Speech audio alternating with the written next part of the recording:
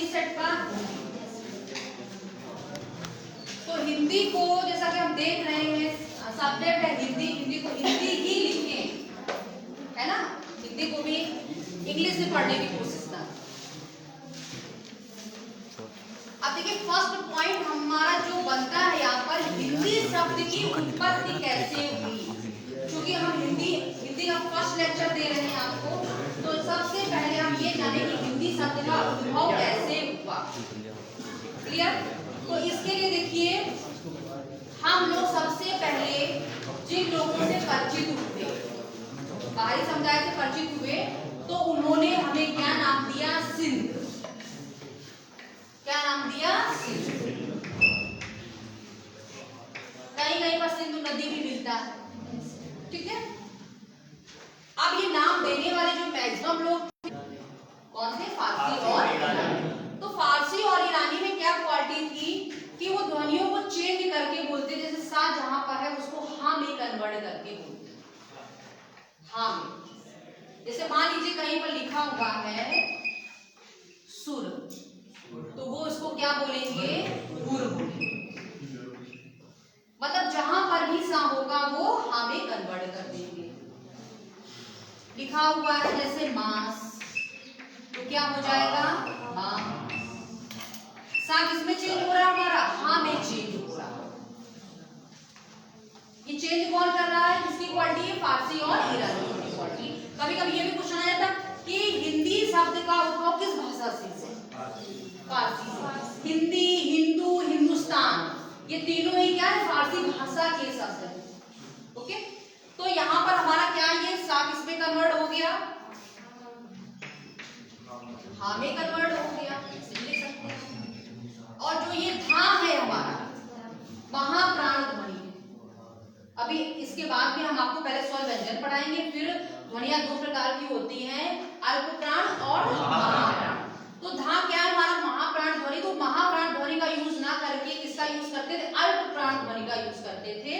तो जस्ट इसके बगल में लगी हुई है अल्प प्राण ध्वनि, धा को किसमें कन्वर्ट कर दिया उन्होंने, दा में। सा से हा में आ गए और धा को दा में चेंज करके बोला। तो ये क्या हो गया, अब चूंकि आधा ना है वो तो ना ही रहेगा, है ना, आधा ना है तो वो ना ही रहेगा। तो क्या हो गया हमारा, हिंद हो गया। बट हमें कन्वर्ट क्या करना है, हिंदी में कन्वर्ट। अब आगे देखिए क्या है इसमें, इतना क्लियर हो गया, अभी प्रॉब्लम। चूंकि दे बात कौन कर रहा था, फारसी और ईरानी बात कर रहे थे। तो इसमें अगर हम ईरानी का एक प्रत्यय ऐड कर दे, यानी ईरानी में प्रत्यय क्या होगा हमारा, बड़ा ई होगा कि नहीं होगा, यहां से ये क्लियर हो रहा, ठीक है। इसमें हम बड़ी ई इंक्लूड कर दे, बड़ा ई का प्रत्यय इंक्लूड कर दे, तो ये हमारा शब्द क्या बन गया, हिंदी। इस तरीके से आइडिया लगाया जाता है कि हमारे हिंदी शब्द का उद्भव हुआ। बहुत सारी बुक्स पढ़ेंगे तो थोड़ी हो सकता है जो स्टोरी वो चेंज आपको मिले, लेकिन मैक्सिमम पार्ट आपको यही मिलेगा, यही रीजंस मिलते हैं कि इस तरीके से हमारे क्या हुआ, हिंदी शब्द का उद्भव हुआ। ठीक, अब आगे देखिए, हिंदी को सबसे पहले किसने बात की या शब्द किसने यूज किया, तो कोई बता सकता है, हिंदी तो गद्य के, हाँ ईरानियों ने अवेस्पा नामक ग्रंथ में यूज किया हिंदी शब्द का। कौन सा ग्रंथ है, अवेस्पा। ठीक, और कोई बताए, सरफुद्दीन के ग्रंथ जफरनामा में सबसे पहले जी वहां पे सबसे पहले यूज किया गया है। हिंदवी शब्द आपका 30 बार और हिंदी जो है 5 बार यूज किया गया है। और यूज किसने किया है, अमीर खुसरो ने यूज किया है। इसी के बेटे को शिक्षा देने के दौरान में, गयासुद्दीन के बेटे को शिक्षा देने के दौरान में एक पूरा ग्रंथ लिखा हुआ है, ठीक है, उसमें इसका यूज किया गया है। तो सबसे पहले यूज किसने किया है, अमीर खुसरो, गयासुद्दीन के बेटे को शिक्षा देने के ड्यूरेशन। अब क्योंकि ये जो था ये जानना आपके लिए जरूरी, क्योंकि हिंदी आज आपकी स्टार्ट हम यहाँ पे सबसे पहले बात करेंगे वर्ण की। हिंदी की शुरुआत कहाँ से होगी? वर्ण से होगी कि वर्ण क्या होते हैं, है ना?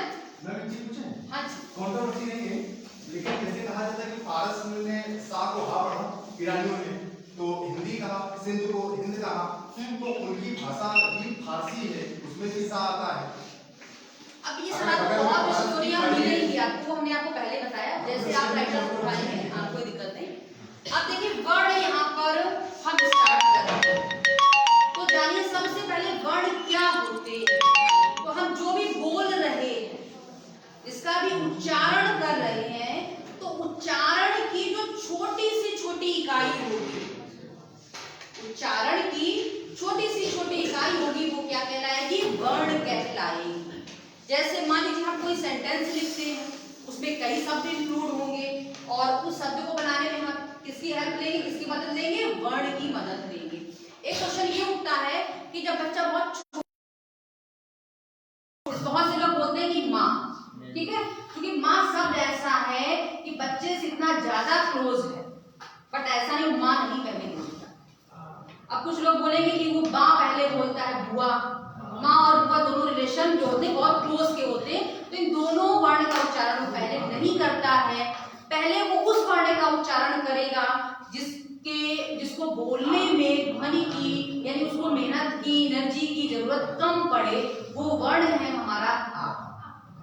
ठीक है, उसको बोलने में कतई एनर्जी की जरूरत नहीं पड़ेगी, बहुत कम एनर्जी की जरूरत पड़ेगी, और बहुत आसानी से स्वर बोला जाता है। वो कौन सा है? माँ पहले नहीं बोलेगा, ना बा पहले, ठीक है, क्या बोलेगा? इसमें कोई रुकावट नहीं हो रही है। स्वर वही होते हैं जिनमें कोई रुकावट नहीं होती। अब वर्ण समझ में आ गई, यानी उच्चारण की जो छोटी से छोटी इकाई होगी वो क्या कहलाएगी? वर्ण कहलाएगी। वर्ण हमारे दो प्रकार के, वर्ण दो में डिवाइड है। पहला है हमारा स्वर, और सेकंड है हमारा व्यंजन। आज हम लोग बात करेंगे स्वर और व्यंजन की डिटेल से, फिर इसके बाद में सघोष, अघोष की, अल्पप्राण की, महाप्राण की, इन सब की हम बात करेंगे। स्वर और व्यंजन पहले मैम समझ लीजिए, फिर अभी हम उसको डिटेल से लिखा भी देंगे, क्योंकि हिंदी की नोटबुक आपकी अच्छी होनी चाहिए। इसे रीजनिंग मैंने नहीं कहा था कि आप उसकी नोटबुक अच्छी बनाएं, ठीक है, बट यहाँ पर अगर आप नोटबुक अच्छी नहीं रखते, रफली ही लिखेंगे या नहीं लिखेंगे, छोड़ देंगे, तो फिर आगे के लिए आपको दिक्कत होगी। नोटबुक इसकी बहुत अच्छी मेंटेन होगी। अभी लिखवा भी हम आपको देंगे पूरा डिटेल से, पहले समझ लें स्वर और व्यंजन। स्वर हमारे कौन होंगे, कितने प्रकार के हैं, कुल कितने हैं, स्वरों की मात्राएं कितनी हैं, ये बहुत इंपॉर्टेंट है। यहाँ से क्वेश्चन भी आपके पुट किए जाते हैं। स्वर हमारे 2 पार्ट में डिवाइड। पहले होंगे हमारे लघु स्वर या हार्श स्वर भी इनको बोलते हैं, और दूसरा है हमारा दीर्घ स्वर या गुरु स्वर।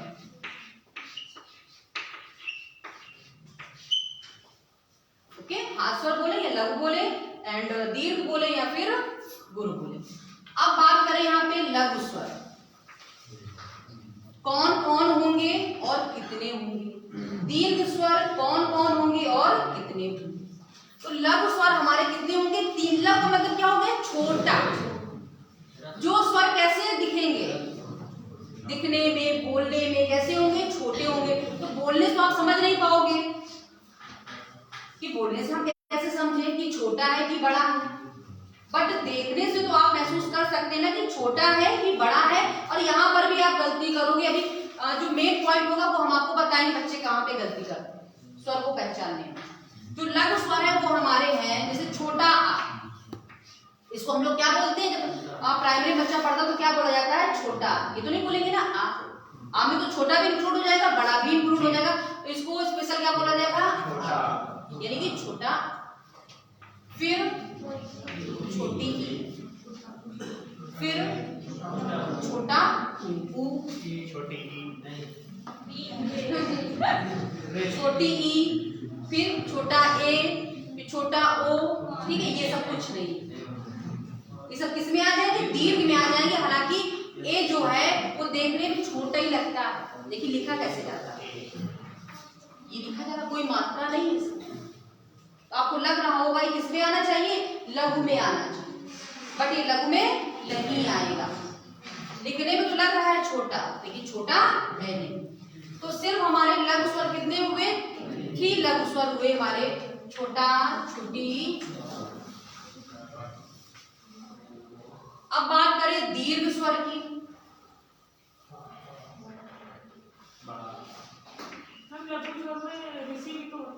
अभी सब बता रहे, सब बता रहे, परेशान ना होइए। बड़ा आ, बड़ी ई, बड़ा ऊ, री, ए, ओ, औ, हाँ बोल जाओ, अंग, आ, सब कुछ ठीक।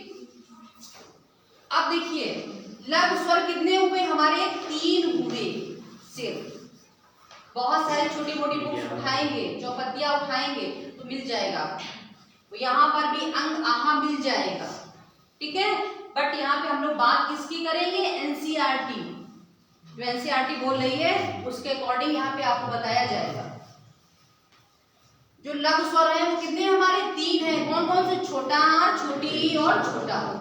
एंड जो दीर्घ स्वर है, बाकी हमारे दीर्घ स्वर हो गए, और कुल जो स्वरों की संख्या होगी वो क्या होगी? 11 होगी। बहुत सारी बुक्स में 13 भी दी गई। जब अंग आहा को आप इंक्लूड कर लेंगे कितनी हो जाएगी? 13 हो जाएगी। बट वो आंसर क्या होगा आपका? रॉन्ग होगा। आपके कुल स्वरों की संख्या कितनी हो जाएगी? 11 हो जाएगी।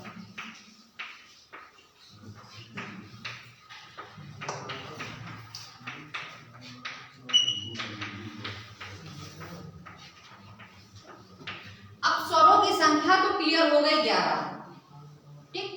अगर हम यहाँ पे बात करें कि इन स्वरों में अगर हम मात्राएं आपसे पूछें कि स्वर में मात्राएं कितनी होती हैं, तो क्या आपके आंसर?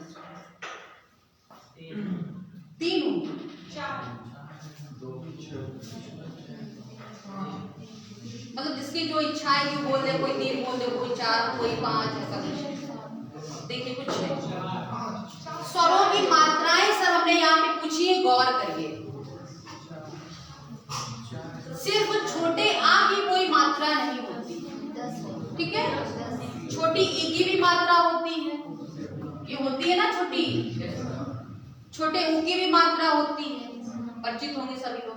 बड़े ऊ की भी मात्रा होती है, बड़े ई की भी मात्रा होती है। री भी एक मात्राओं के फॉर्म में है, ए की भी मात्रा होती है, ए की भी होती है, ओ की भी होती है, ओ की भी होती है।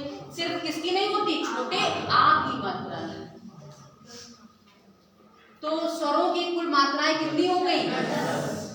रटना कुछ नहीं, सब आपके सामने। क्लियर?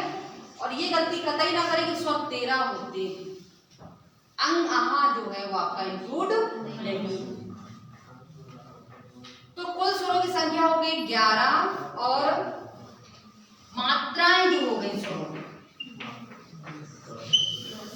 वो हो गई 10। ठीक, अब जरा लिख लें, हम आपको लिखवा देते हैं। हेडिंग करिए वर्ण,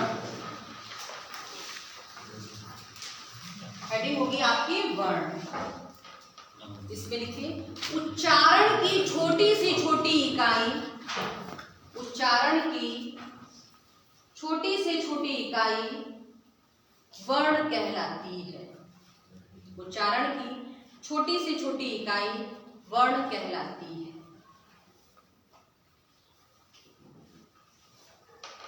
उच्चारण की छोटी से छोटी इकाई वर्ण कहलाती है। वर्ण 2 प्रकार के होते हैं, वर्ण 2 प्रकार के होते हैं, वर्ण 2 प्रकार के होते हैं, वर्ण 2 प्रकार के होते हैं। फर्स्ट लिखे स्वर एंड सेकंड लिखे व्यंजन। जब वर्ण पूछे जाएंगे तो वर्ण भी बताएंगे 2 प्रकार के होते हैं, और स्वर पूछे जाएंगे तो स्वर भी बताएंगे 2 प्रकार के। ठीक है, स्वर बताए ना मैंने आपको 2, लघु स्वर और दीर्घ स्वर। अभी हम वर्ण की बात कर रहे हैं। वर्ण 2 प्रकार के होते हैं। फर्स्ट है आपका स्वर और सेकंड है व्यंजन। अब हेडिंग डालिए, मेन हेडिंग डालेंगे स्वर।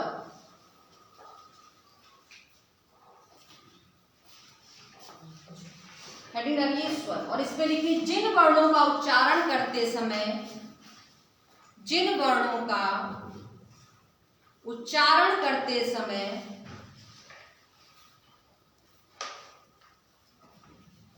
बिना किसी रुकावट के मुंह से हवा निकलती है। जिन वर्णों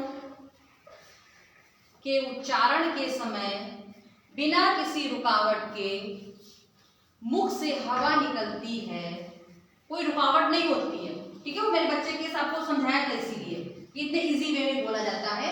जिन वर्णों के उच्चारण के समय बिना किसी रुकावट के मुख से हवा निकलती है, स्वर कहलाते हैं। बिना किसी रुकावट के मुख से हवा निकलती है, स्वर कहलाते हैं। स्वर अपने आप में पूर्ण होते हैं। स्वर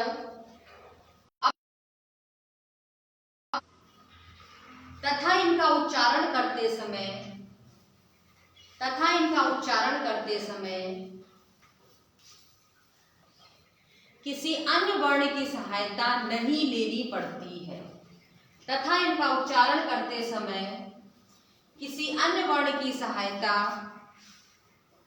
नहीं लेनी पड़ती है।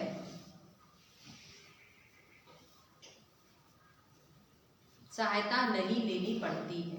तथा इनका विखंडन नहीं किया जा सकता है।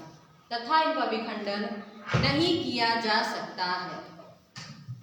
तथा इनका विखंडन नहीं किया जा सकता है। तथा इनका विखंडन नहीं किया जा सकता है। अब आगे लिखें, स्वर दो प्रकार के होते हैं। स्वर दो प्रकार के होते हैं। स्वर दो प्रकार के होते हैं। पहला लिखें लघु स्वर या हास्य स्वर। बोर्ड पे लिखा हुआ है लघु स्वर। और सेकंड लिखें दीर्घ स्वर या गुरु स्वर। हास्य स्वर, हास्य, हाँ जी, उसका मतलब भी क्या होगा, छोटा।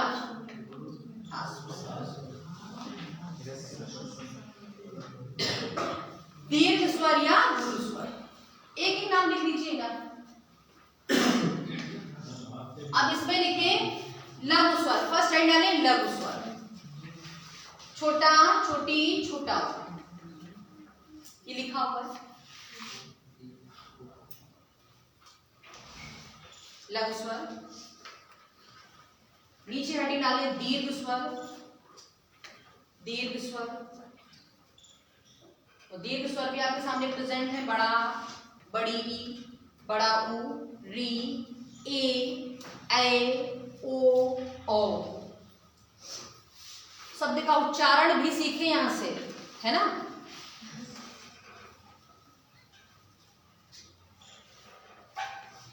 अभी हम आप लोगों को प्राइमरी की याद भी आपकी दिलवाएंगे व्यंजन में।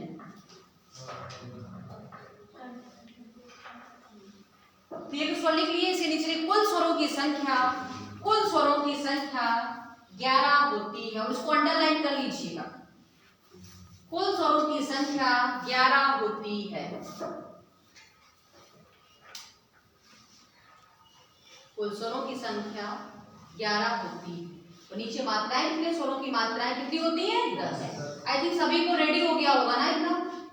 पहले जैसे पढ़ा था लघु स्वर में रेसे रेसी है। पहले की बेटा हम बात नहीं कर रहे हैं, ठीक है। एसएससी का एक एग्जाम दिया था, उसमें भी अभी हम आपको सब बताएंगे, पहले इसलिए मैंने बोल दिया। कुल स्वरों की संख्या 11 है और मात्राएं जो है वो 10 है। आप कहां से क्या पढ़ के आ रहे हैं इसकी जिम्मेदार हम नहीं है। लघु स्वर में रेसे रेसी हो। आगे देखें, मात्राएं लिखी 10। अब यहां पर देखिए जो ये लिखा हुआ है ए, ठीक है, इस पे गलती ज्यादा होती है। मान लीजिए आपसे पूछ लिया गया कि बताएं लघु स्वर कौन नहीं है, तो चूंकि इसकी जो डिजाइनिंग है हमारे माइंड में क्या सेट है, ये लघु है। लघु में हम उन्हीं को लेते हैं जिनमें कोई मात्राएं नहीं होती हैं, तो यहाँ पर गलती के चांसेस ज्यादा रहते हैं। तो इस पॉइंट को आप बहुत अच्छे समझ लीजिए। जहां पर ए लिखा हुआ दिखे, ये किस में आएगा, आपके दीर्घ में आएगा। और जब हम आगे आपको छंद पढ़ाएंगे तो वहां पर भी जब मात्राएं चढ़ाना सिखाएंगे तो लघु की मात्रा कुछ और होती है, दीर्घ की मात्रा जो होगी दीर्घ वर्ण में लगेगी, लघु की मात्रा जो होगी वो लघु वर्ण में लगेगी। तो यहाँ पर ही बच्चे गलती करते हैं, इसको क्या मान लेते हैं, लघु। मात्रा कौन चढ़ा देते हैं, लघु की मात्रा चढ़ा देंगे तो आपका पूरा क्या हो जाएगा, रॉन्ग हो जाएगा। तो इसको आप बड़ी बात समझ लें, ये वर्ड हमारा किस में आएगा, दीर्घ में आएगा। बाकी तो सारे क्लियर हो रहे हैं। बड़ी बात जिस वजह से हम बोलते हैं छोटा हो, बट यहाँ पे मात्रा इंक्लूड होती है तो हमारा माइंड सेट होता है कि मात्रा है तो ये बड़ा है, क्योंकि देखने में कैसा है, छोटा है, बिना किसी मात्रा के। जैसे ऊपर ये कोई भी वर्ण ऐसे नहीं मात्रा लगी हुई, नहीं लगी हुई है, तो उसी में हम भी इसको इंक्लूड करने की कोशिश करते हैं, बट इंक्लूड नहीं होगा। इस पॉइंट को आप ध्यान में रखें। क्लियर, ये हो गए आपके स्वर। स्वर की डिफिनेशन हो गई, स्वर कितने प्रकार के होते हैं, कुल कितने स्वर हैं और कितनी मात्राएं हैं। अब नेक्स्ट हेडिंग डालें व्यंजन। नेक्स्ट हेडिंग होगी आपकी व्यंजन।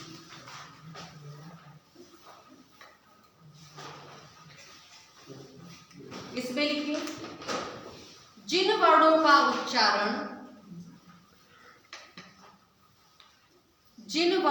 उच्चारण करते समय, जिन वर्णों का उच्चारण करते समय मुख से निकलने वाली वायु में, जिन वर्णों का उच्चारण करते समय मुख से निकलने वाली वायु में रुकावट पड़ती है, मुख से निकलने वाली वायु में रुकावट पड़ती है, व्यंजन कहलाते हैं। स्वर में कोई रुकावट नहीं थी, यहां पर रुकावट होगी, व्यंजन कहलाते हैं। ये अपने आप में अपूर्ण होते हैं, ये अपने आप में अपूर्ण होते हैं, ये अपने आप में अपूर्ण होते हैं। इनके उच्चारण में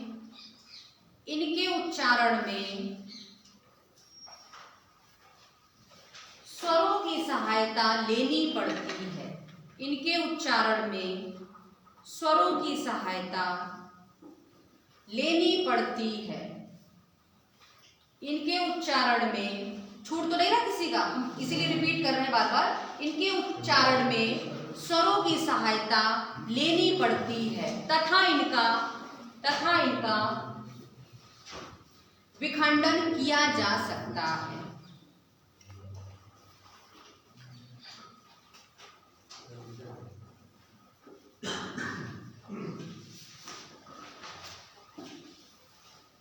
तथा इनका विखंडन किया जा सकता है। अब देखिए व्यंजन के बारे में बात करें तो डिफिनेशन मैंने लिखवा दी। जो स्वर की डिफिनेशन है, अगर आप गौर से देखें तो जो स्वर की डिफिनेशन लिखवाई उसकी जस्ट अपोजिट ये डिफिनेशन है। स्वर क्या थे, पूर्ण थे, ये क्या है, अपूर्ण है। उनका विखंडन नहीं हो सकता था, इनका विखंडन क्या है, हो सकता है। ठीक है, जस्ट अपोजिट है डिफिनेशन।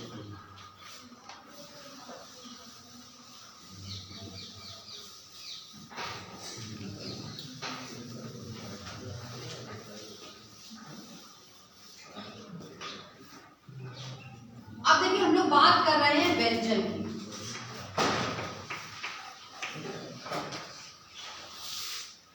तो यहाँ पर कुछ हमारे वर्ग हैं और उन वर्ग में हम लोग वर्ण की चर्चा करेंगे, जैसे का वर्ग, चा वर्ग, टा वर्ग, ता वर्ग एंड पावर। इसको कच टतब भी बोलते हैं, कच टतब। ठीक है, याद रखने का तरीका, बस याद रखने को जरूरत नहीं, इतना तो ये बेसिक चीज। यहीं से हमारी प्राइमरी स्टार्ट हुई थी कि नहीं हुई थी, फिर हमने कहा आपको वही ले चलते हैं। ठीक है, तो कुछ जगह पे तो हम लोग बोलते हैं ना कि मेरी हिंदी क्या है, बहुत अच्छी है। जैसे आमतौर पर अगर पूछा जाए कि यहाँ पर हिंदी कितने लोगों की वीक है, तो कोई नहीं बोलेगा मेरी वीक है। अगर हम बात करें इंग्लिश कितने लोगों की वीक, हो सकता है काफी लोग हाथ उठाएं कि मैम मेरी इंग्लिश क्या है, वीक है। तो जरा ये मैंने आपको वर्ग का एक फॉर्मेट दिया, ठीक है, इसको फटाफट फुलफिल करना है आपको। करिए, क्या लिखना है? का खा गा घा पूरा, कहां तक? पा वर्ग तक। जरा लिखिए। और कुछ ही लोग ऐसे होंगे जो राइट इसको कर पाएंगे। देखिए मैं फटाफट लिखिए, बैठे क्यों मैं? नहीं आता? यूपीएससी के लिए हैं आप लोग, ये मातृभाषा है आपकी। अगर ABCD हम बोलते तो तुरंत हो जाता है ना, वहां पे हमारी इंग्लिश अच्छी हो जाती है।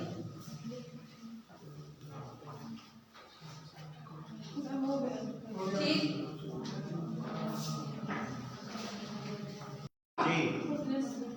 जरा एक राउंड ले लें हम क्लास में। लिखिए फटाफट लिखिए, बहुत तेज। और सर आगे का भी तो लिखो, 5 वर्ड लिखो। और क्या, वो किसके लिए छोड़ रहे हैं?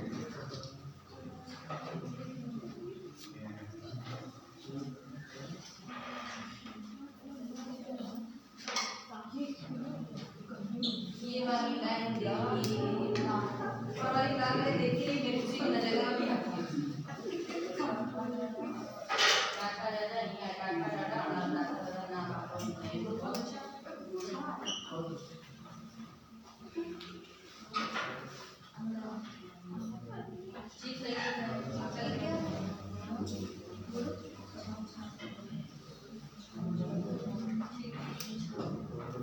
और इधर लिखिए,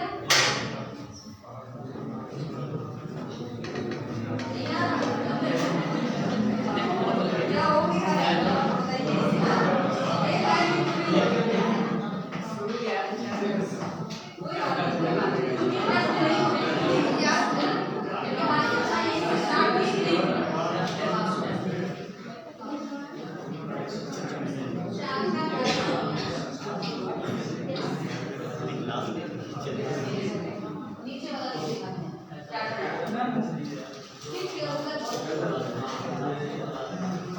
हो गया?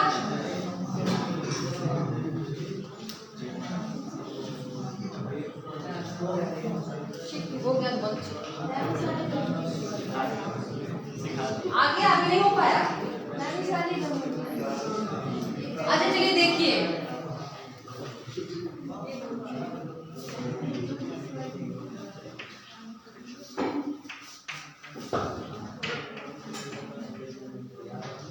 का खा गा घा, ठीक, चा